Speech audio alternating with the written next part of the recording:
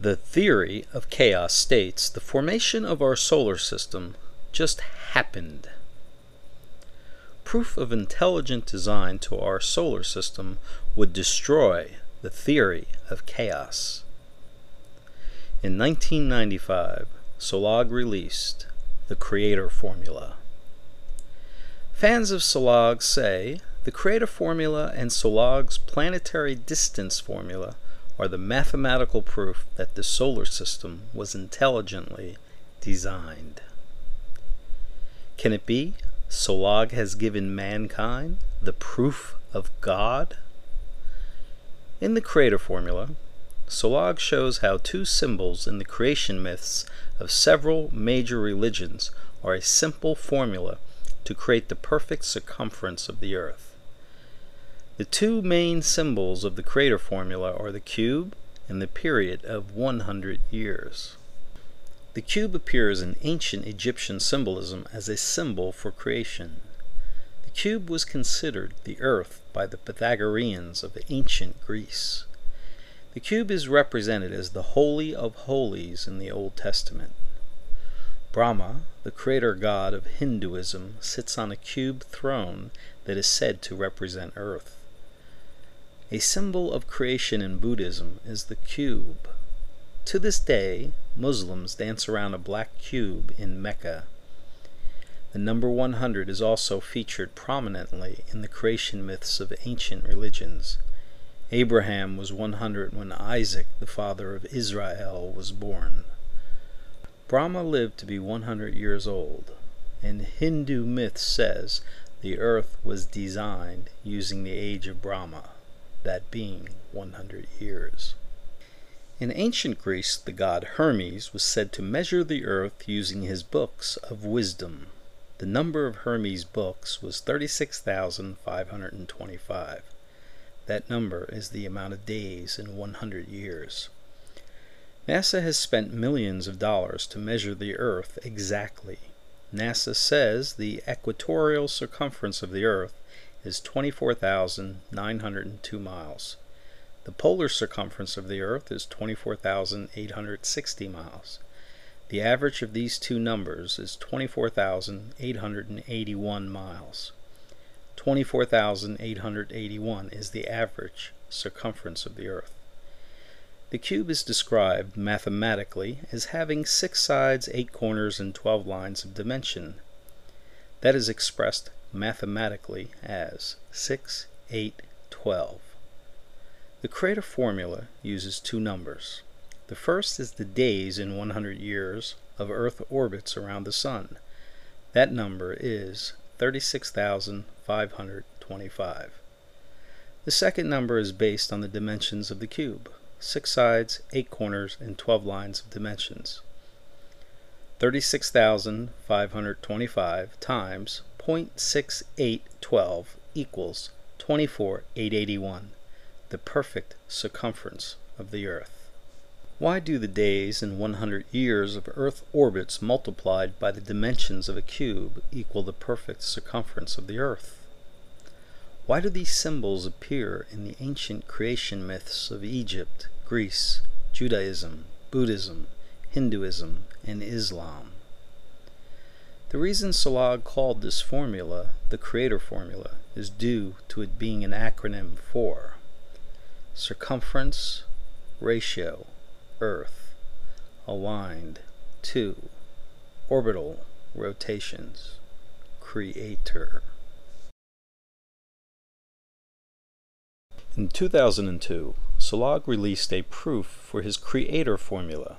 That proof is known as PDF, or the Planetary Distance Formula. The first part of PDF explains how all the eye-visible planets in our solar system are ratio aligned to Earth. The only exception is Venus. The odds of Mercury, Mars, Jupiter, and Saturn all being ratio aligned to Earth is astronomical. The fact that these planets are indeed ratio aligned to Earth is proof the theory of chaos is false. The fact that 4 out of 5 eye-visible planets in our solar system are ratio aligned to Earth is proof that our solar system was intelligently designed. The way to see the ratio alignment is by comparing the circumferences of these ratio-aligned planets to Earth and then analyzing the circumference ratios to the orbital ratios. For instance, the circumference of Mercury is 9,525 miles. The circumference of Earth is 24,881 miles. The ratio between 9,525 and 24,881 is 0.38. That is the circumference ratio. This number matches the orbital ratio. The distance of Mercury to the Sun is 36 million miles. The distance of Earth to the Sun is 93 million miles. The ratio of 36 to 93 is 0.38. That is the same ratio as the circumference ratio between Mercury and Earth. These two numbers should not be aligned to each other perfectly in a solar system created by chaos. The next planet in our solar system that is aligned to Earth in this exact manner is Saturn. The circumference of Saturn is 235,296 miles. The circumference of Earth is 24,881 miles. The ratio between 24,881 and 235,296 is 0.10. The distance of Saturn to the Sun is 890.8 million miles. The distance of Earth to the Sun is 93 million miles. The ratio between the distance of Saturn to the Sun and the Earth to the Sun is 0.10. Once again, the circumference ratio of Earth and a planet matches the ratio of the distances of these two planets to the Sun. Both planets, Mercury and Saturn, are perfectly aligned to their circumference ratios to Earth and their orbital distances to the Sun. Proof of design. The next two planets that align to the circumference of Earth to their own circumferences are Mars and Jupiter. Both planets have circumference ratios perfectly aligned to Earth, since the period of their orbits around the Sun are ratio aligned to Earth's orbit around the Sun and circumference. For instance, the circumference of Mars is 13,264 miles. The circumference of Earth is 24,881 miles. The ratio between Mars and Earth is 13,264 to 24,881, or 0.53. The orbital ratio between Mars and Earth is the same number, 0.53. Mars orbits the Sun in 687 days. Earth orbits the Sun in 365.25 days. The ratio between these two orbital numbers is 0.53, the same exact ratio as the circumference ratio between these two planets.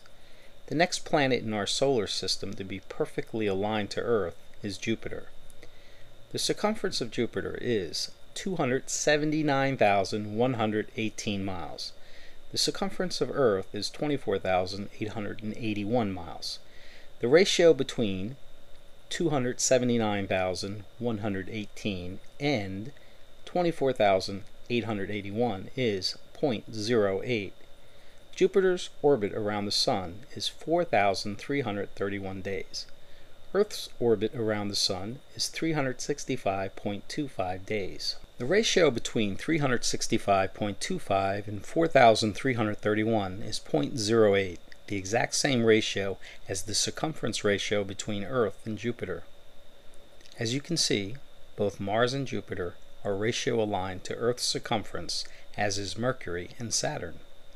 Why are 80% of the eye visible planets ratio aligned perfectly to Earth's circumference and orbital measurements? In a solar system created by chaos, these planets would not be ratio aligned to Earth.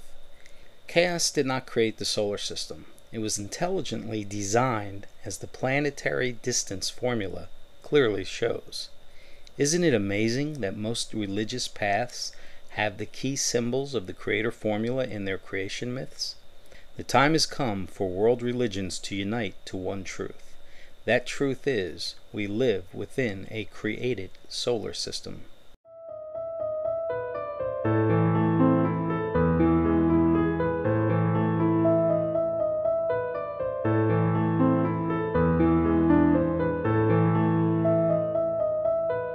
One of the best things we can do for our economy, our health, and our environment is to lead the world in producing cleaner, safer energy. And we're already generating more clean energy than ever before.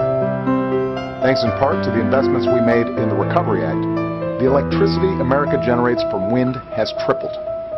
And from the sun, it's increased more than tenfold.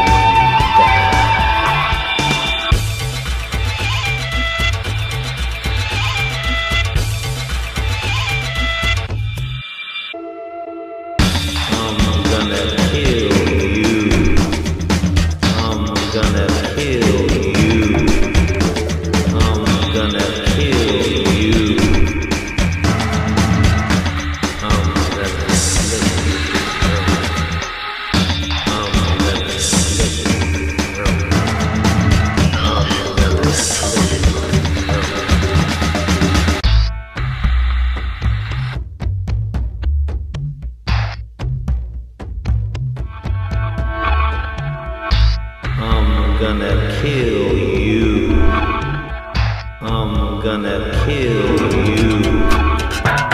I'm gonna kill you. I'm gonna drink your blood. I'm gonna drink your blood. I'm gonna drink your blood.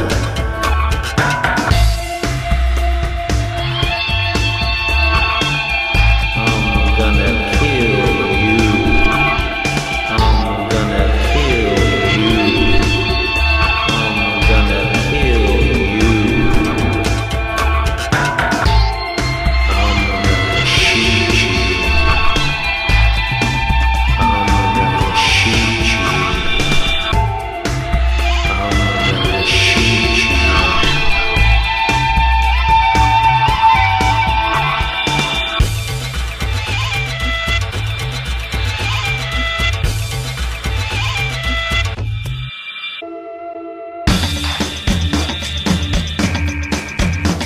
I'm gonna kill you.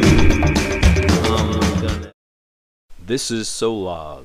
This is not a hoax. There are many thousands of web pages about me. Check Google for Solog. S-O-L-L-O-G. The reason? I am known to predict earthquakes and hurricanes and historic acts of evil. Since 1995, I've been writing about the line of Solog. This Haiti quake struck the line of Solog, as did the Oklahoma City bombing and many other events like Columbine massacre. Since 2007 or so, I've been writing about the pentagram of blood. 13 days before the Haiti quake struck, a trailer for a new Adoni film movie was released to YouTube. Look at Adoni Film's user account. You will see this map in it. It features the point of the pentagram of blood in the area where the great Haiti quake hit. Some say it was UFOs or the US government. Some say it was an act of God. Some say I predicted it. The quake did strike one day from a group of dates I usually use in my esoteric writings, dates with 113 in them. In many parts of the world, it was 113 or January 13th when the great Haiti quake struck. Although local time, it was late in the day on 112 or January 12th. Look at all the events in the video tied to the pentagram of blood before hundreds of thousands were killed in the great Haiti quake. Soon millions and possibly billions of you will be dead.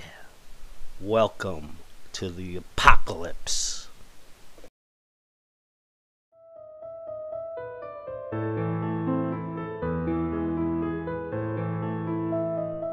This is the USGS website run by the US government, and you can look up earthquake data here. Now what I've done is I've put in a date range from 73 to 2000 and a minimum quake of 2, which is not even going to really feel that. And I'm going to create a circle around Oklahoma City. So we put in 35.3 as the latitude, negative 95.3. It's right around where Oklahoma City is. And we're going to make the inside radius 2 and the outside radius 3. In other words, all the quakes in almost a 300-mile zone. And the time frame is 73 to 2000, before horizontal fracking began. Now, this is an earthquake zone, and you can see here on the map that there are quakes. And it looks like a substantial amount, 94. And over here it shows you all the various quakes where they're located close to Oklahoma City. So 94 from 73 to 2000, which is over 25 years. So we just go back to the same page, and all we're going to change is we're going to go, okay, let's go 73 to 2014. So now we're doing the whole period. It was 94 before 2000. All the other information is the same. 2.0 quakes, right around a 300-mile radius of Oklahoma City. Now when we search, the cluster's very big, and the main thing here is it says there's 1,744 earthquakes in that region. So we went from under 100 to almost 2,000. Most of them are after 2000. And if you look down here on the list, you're going to see that most of them are after 2015, when fracking really took off. So up until 2005, we don't really have a lot of earthquakes in this area. So most of those quakes are in the last 10 years. This is de facto proof that horizontal fracking has created almost 2,000 earthquakes in the past 10 years in the Oklahoma City region.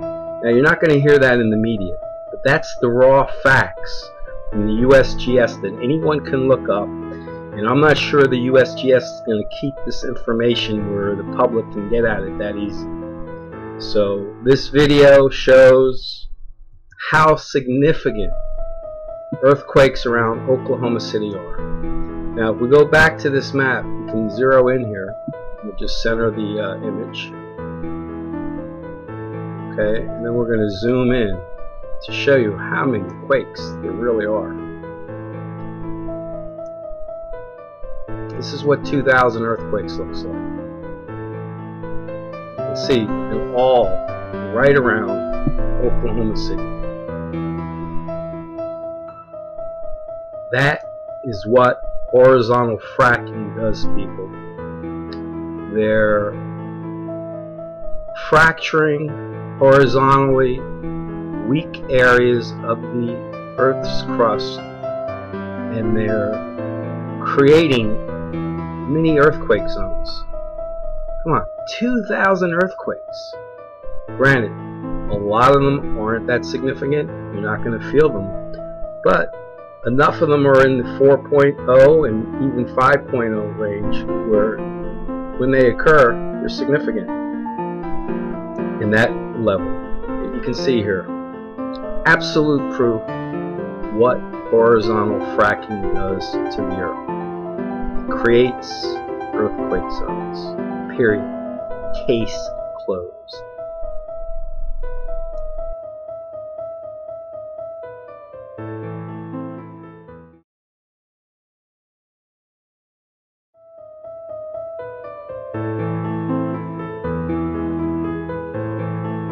People, this is the USGS.gov site. It's the United States government's geological survey. And this is where you can search their database for earthquakes. Now, what I've done here is I've put in a date range from right around when the database began to be significant, 1973. And all we're going to do is search up to about 2000. Okay? We're going to search for tiny quakes starting at 2.0, which you wouldn't even really feel a 2.0 earthquake. And we're centering 30.3 is the latitude of the circle. That's Austin, Texas, with a latitude of -97.7. So if you put in 30.3, -97.7, you're drawing a circle right around Austin. Now we're going to go the inside radius 2 to an outside radius 3. We're going to draw a 300-mile, or actually it's a kilometer, circle around Austin. We'll search. You're going to see there's only 12 earthquakes from 73 to 2000 in Texas. So that's the number right there in the top left. It says there's 12 earthquakes in this region. Now, if we go back to the USGS, and all we do is we extend the year search to go from 73 to 2014, current. Be adding 14 years of earthquakes to the search. So it's over 40 years. The first search was 26 years. Now we're adding another 14. Everything else is the same. Latitude, longitude, radius, it's all identical. So all we're doing is increasing the time research to add what's happened recently. Now when we search, it goes from almost none to 120. So 12 to 120. That's the real damage that horizontal fracking has done. And if you look here on the left side, you'll see that almost all these earthquakes have happened recently. They didn't start to 2007 really, and that's when horizontal fracking started in the Texas region. Now we're going to zoom in on this map and show you that these are only quakes right around Texas. So there's the state of Texas. You can see the Eagle Ford Formation has the recent activity, and up here near Dallas, northwest of Dallas, where all the homes are shaking, that's where all these new earthquakes have happened. And this is the zone where horizontal fracking is being done. So you had a seismically stable area.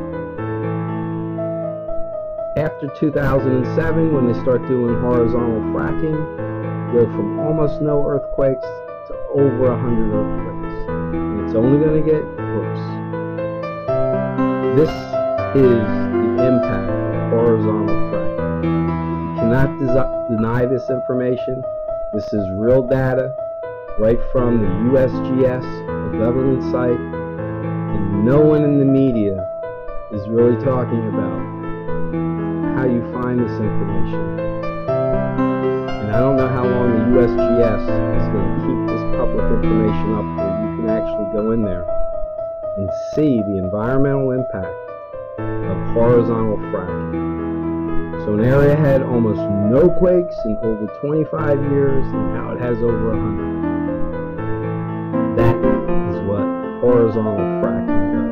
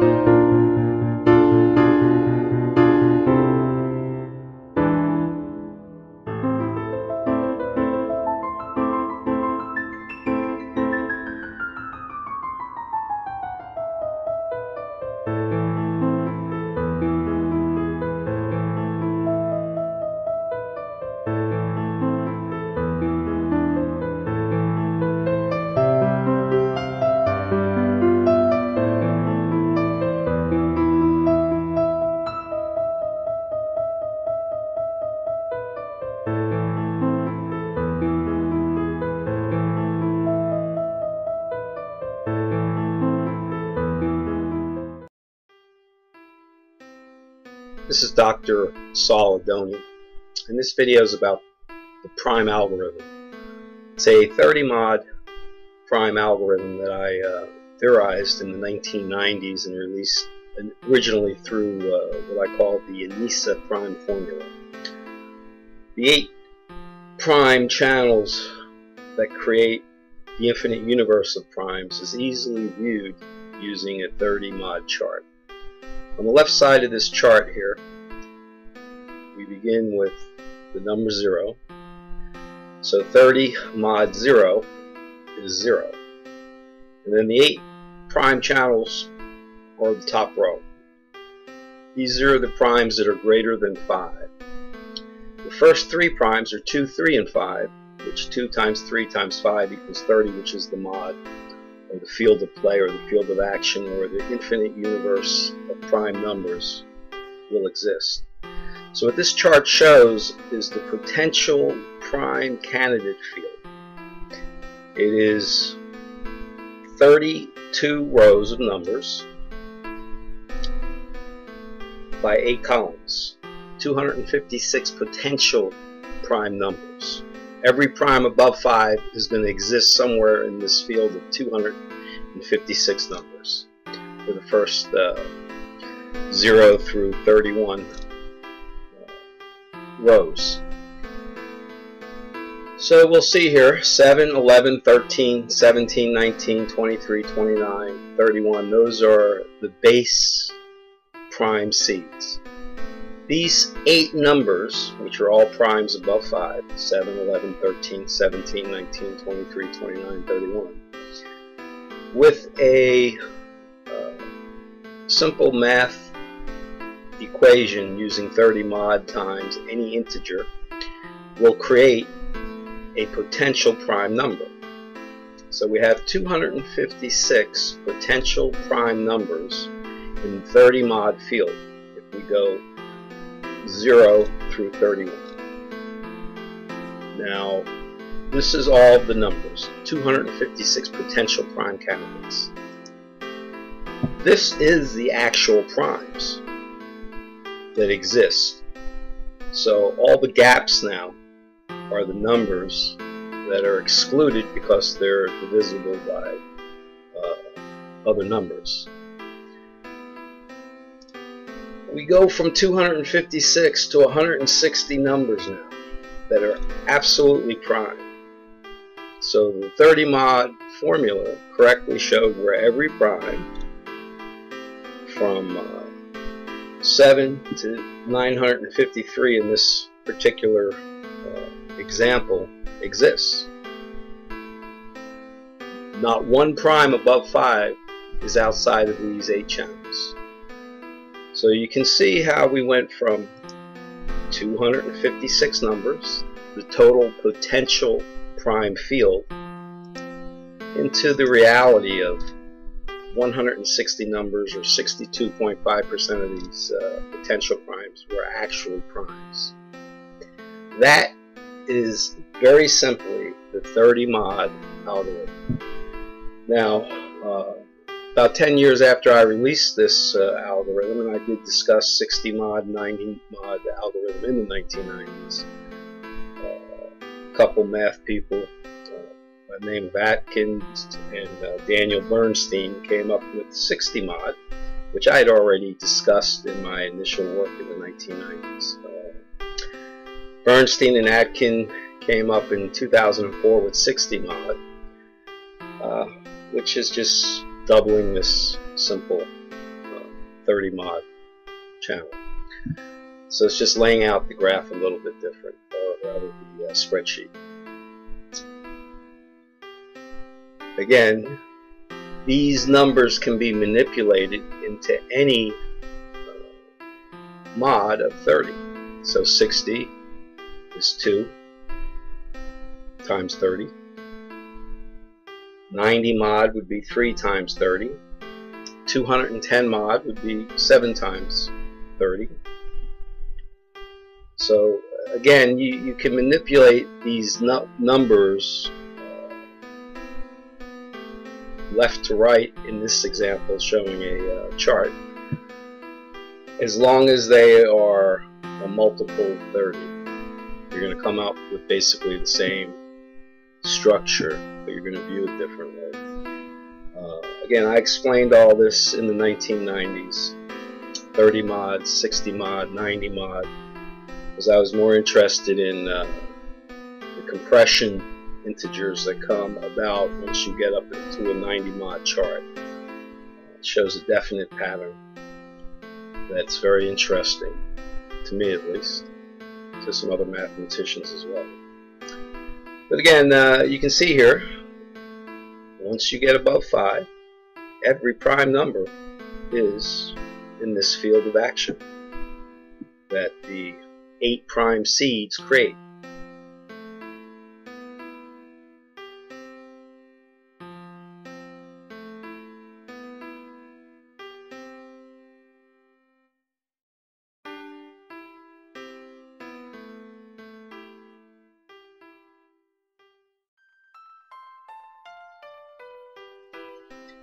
So this spreadsheet here is just a simple 30 mod chart.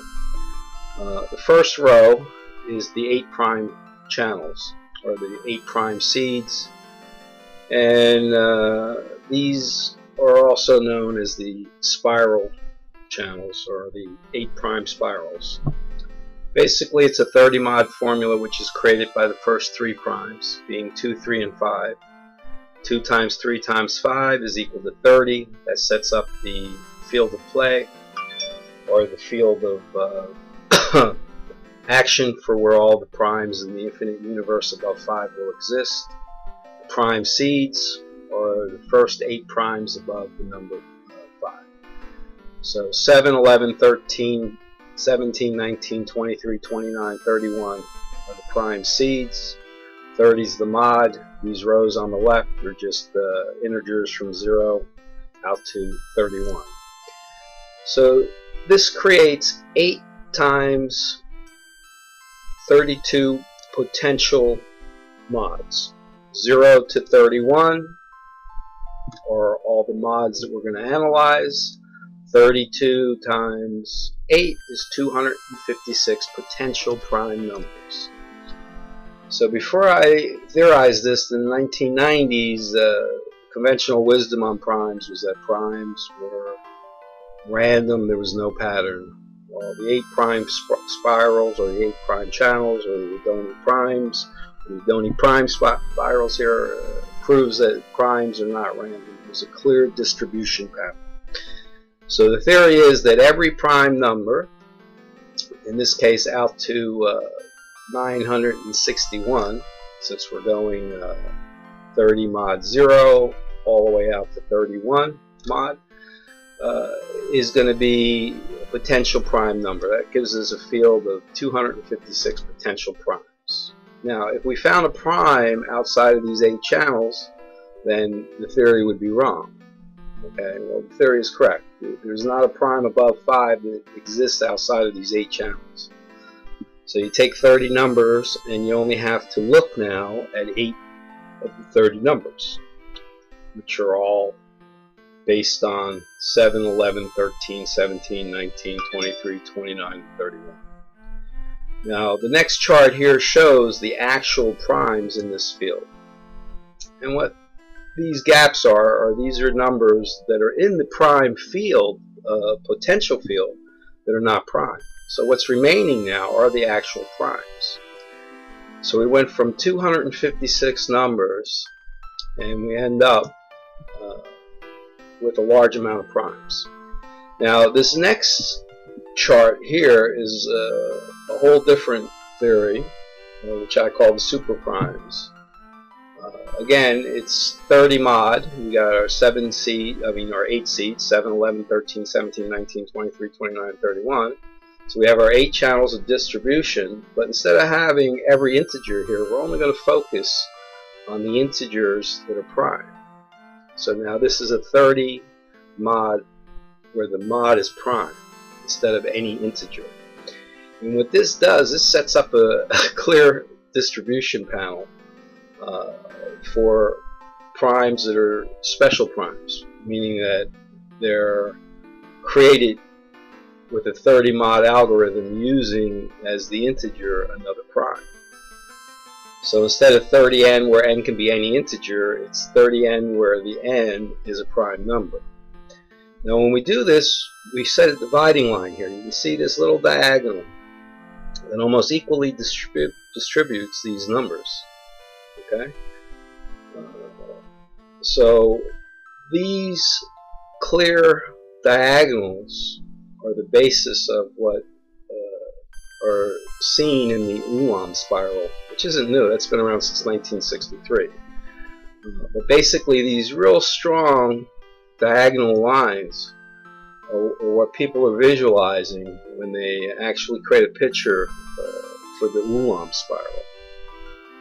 Okay, and again, it's more easily visualized how clear this pattern of distribution is with these diagonal lines if we only take prime integers in the 30 mod formula.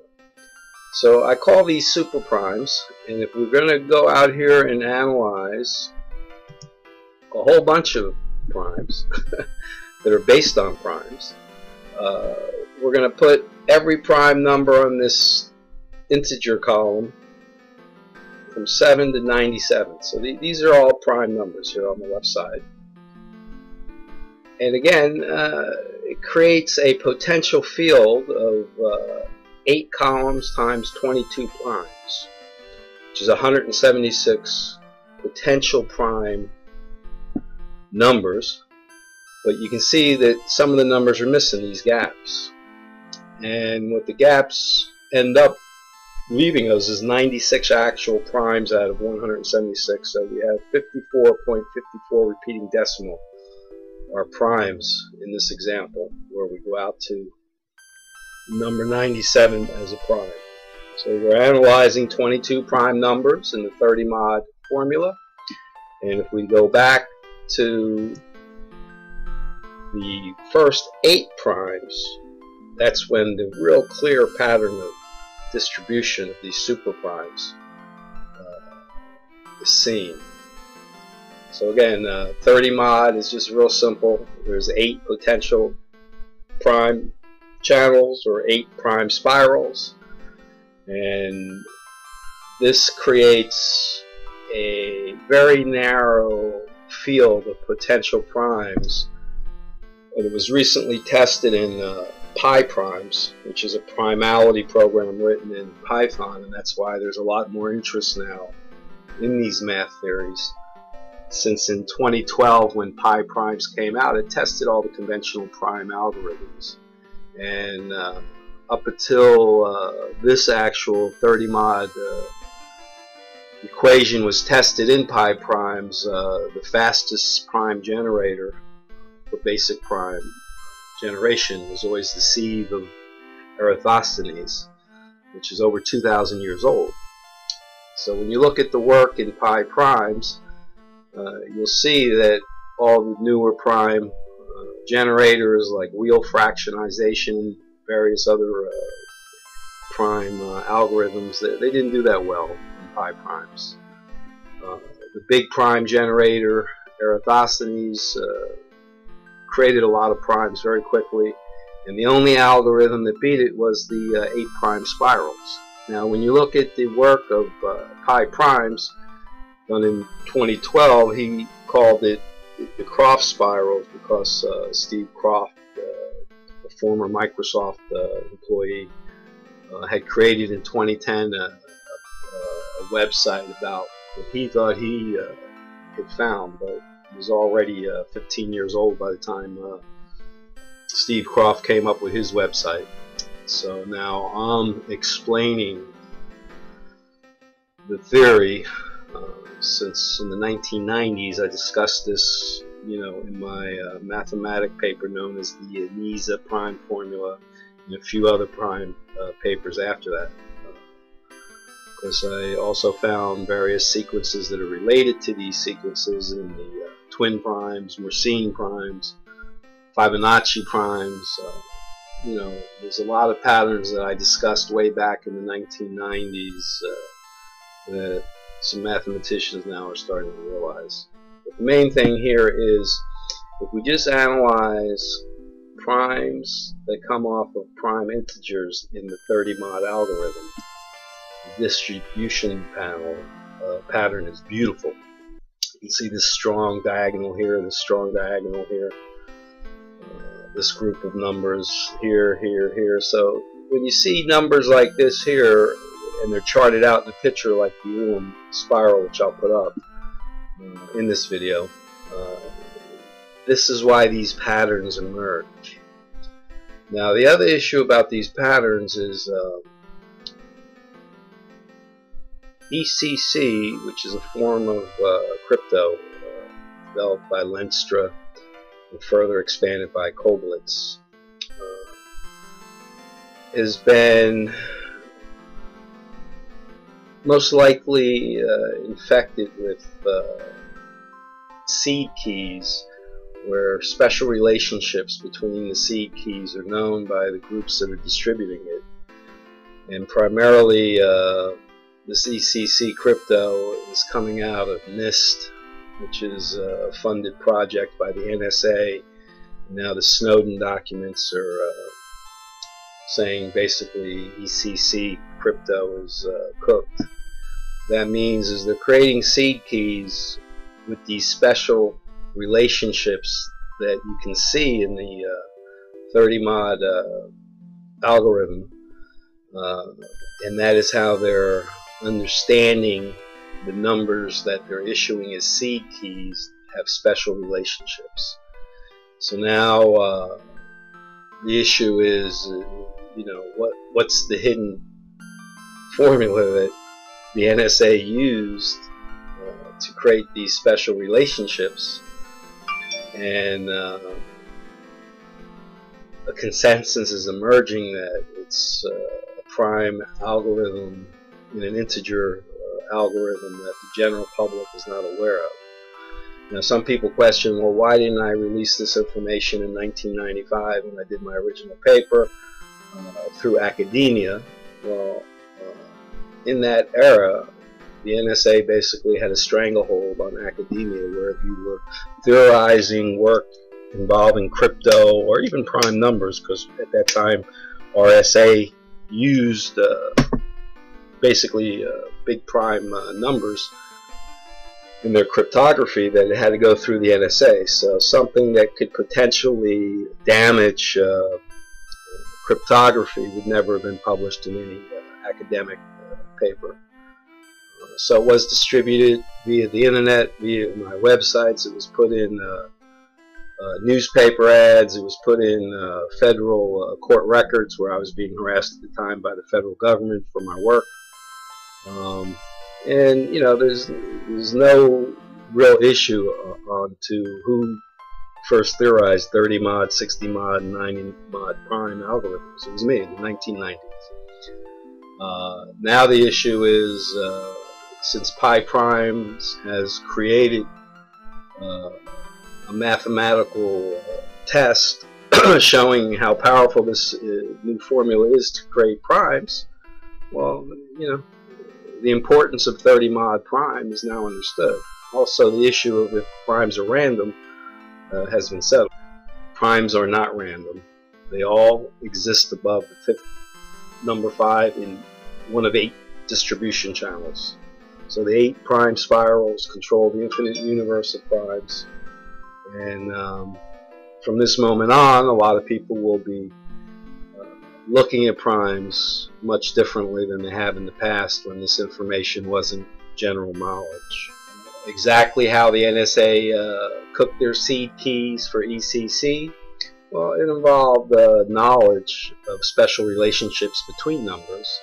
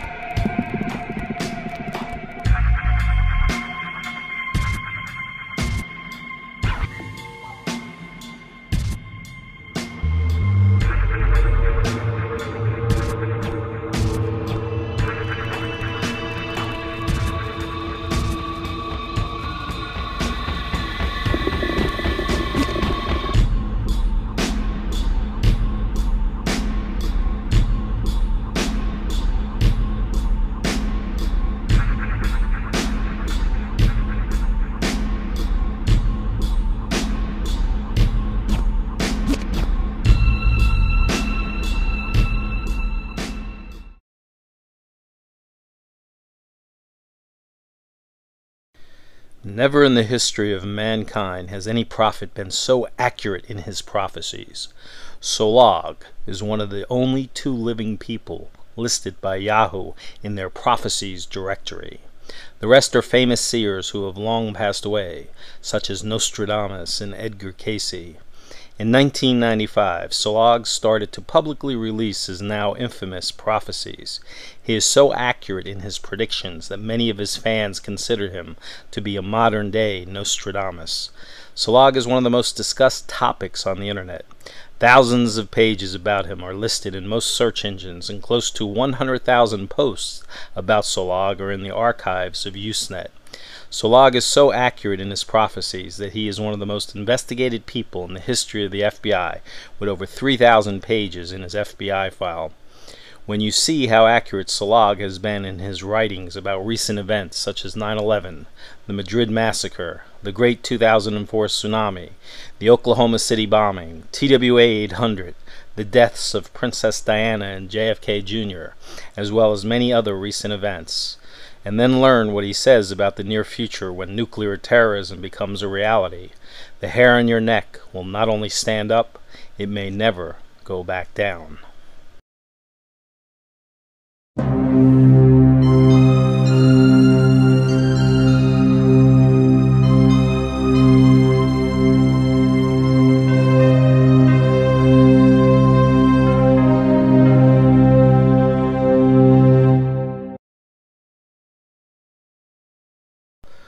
On 9/11, or September 11, 2001, the world changed forever.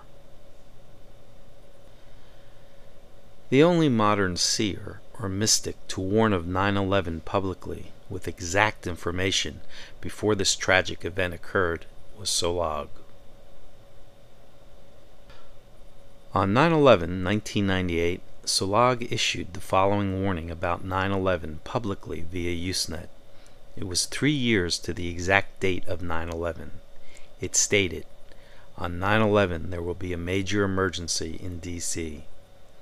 This warning was archived by a major search engine with a timestamp.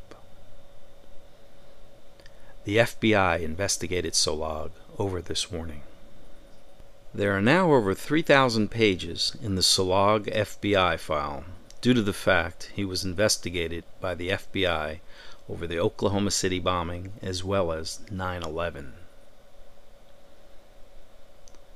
Solag sued the U.S. government in early 1996 for detaining him after the Oklahoma City bombing occurred.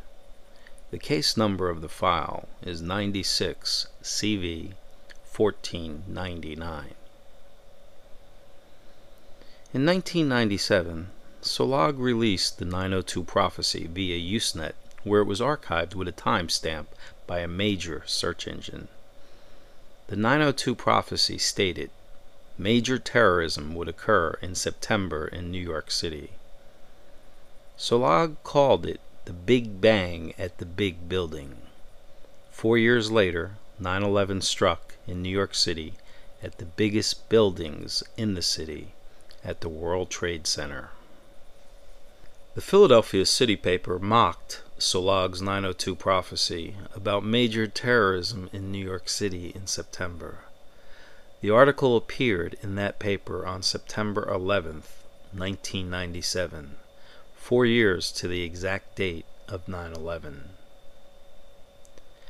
After 9/11 occurred, Der Spiegel, the largest paper in Germany, did several articles about the Solag 9/11 warning. They mentioned the City paper article as well.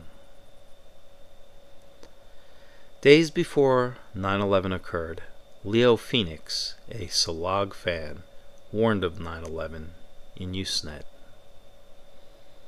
Why haven't the U.S. media mentioned the Solag and Leo Phoenix 9/11 warnings? The 902 prophecy of Solag also warned that the New York City media would be struck in early October after the September terrorism occurred. The New York City media was struck after 9/11 occurred with an anthrax attack in early October. Both events were clearly foretold by Solag in his 902 prophecy.